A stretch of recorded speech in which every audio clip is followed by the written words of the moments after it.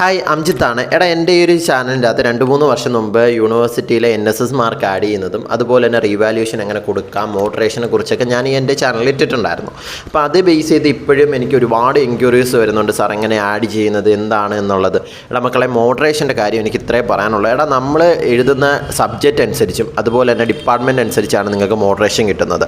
നിങ്ങളിപ്പം മോഡറേഷനെ കുറിച്ചൊക്കെ ഡീറ്റെയിൽ ആയിട്ടൊക്കെ അറിയണമെങ്കിൽ നിങ്ങൾ നിങ്ങളുടെ ഡിപ്പാർട്ട്മെൻറ്റിൽ തന്നെ തിരക്കണം. സാർ ഇന്ന സബ്ജക്റ്റിന് ഇത്ര മാർക്കാണ് എനിക്ക് കിട്ടിയേക്കുന്നത്, ഇതെനിക്ക് ജയിക്കാൻ ഇത്ര മാർക്ക് കൂടെ മതി, മോഡറേഷൻ കിട്ടുമെന്ന് നിങ്ങൾ അതാത് ഡിപ്പാർട്ട്മെൻറ്റിലാണ് ചോദിക്കേണ്ടത്. പിന്നെ അതുപോലെ തന്നെ NSSൻ്റെ മാർക്ക് ആഡ് ചെയ്യുന്നത്, മക്കളെ, ഞാനൊരു 3 വർഷം മുമ്പ് അല്ലെങ്കിൽ 2 വർഷം മുമ്പാണ് NSSൻ്റെ മാർക്കിൻ്റെ ആഡ് ചെയ്യുന്നത് ഇട്ടേക്കുന്നത്. അപ്പം അതിനിപ്പോൾ ചേഞ്ചുകൾ ഉണ്ടായേക്കാം. എനിക്ക് തോന്നുന്നു ചേഞ്ചുകൾ ഇല്ലെന്നാണ്. നിലവിൽ ഇപ്പോഴും അത് തന്നെയാണ്. ഈ 4 ഇയർ ഡിഗ്രിയുടെ കേസ് എനിക്കറിയില്ല. 3 ഇയർ ഡിഗ്രിയിൽ അത് തന്നെയാണ് ഫോളോ ചെയ്യുന്നതെന്നാണ് എൻ്റെ ഒരു അറിവ്. അതുപോലെ തന്നെ NCC മാർക്കിൻ്റെ ഞാൻ ഇതിൻ്റെ അകത്ത് ഇട്ടിട്ടുണ്ട്.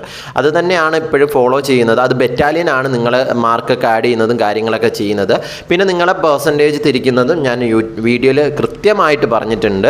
പിന്നെ നിങ്ങൾക്ക് ഇതിലുപരി വേറെ എന്തെങ്കിലുമൊക്കെ ഡൗട്ട് ഉണ്ടെങ്കിൽ നിങ്ങൾ എൻ്റെ അടുത്ത് ചോദിക്കുക.